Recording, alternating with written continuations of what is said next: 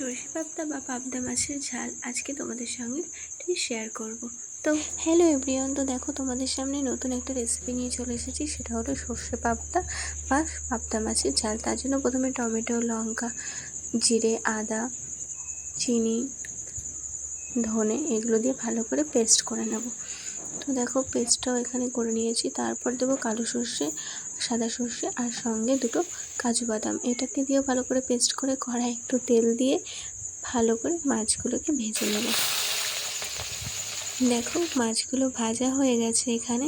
তারপর ওই কড়াইয়ে আর একটু তেল দিয়ে তার মধ্যে দুটো কাঁচা লঙ্কা আর দেবো কালো জিরে কাঁচা লঙ্কা দেওয়ার পর যে পেস্টটা করে রেখেছিলাম সেই পেস্টটাকেও দিয়ে দিয়েছি। এরপর পেস্টের মধ্যে একটু লবণ আর একটুখানি হলুদ গুঁড়ো দেবো।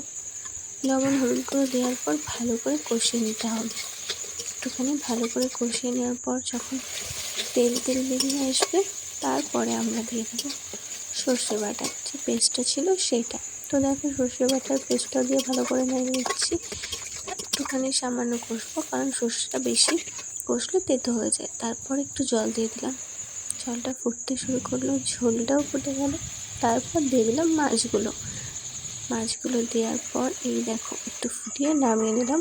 তো আমাদের রেডি সরষে পাবদা। এই স্টাইলে করলে খুবই ভালো লাগবে। যদি তোমাদের ভালো লেগে থাকে লাইক সাবস্ক্রাইব করে দিও। Bye bye.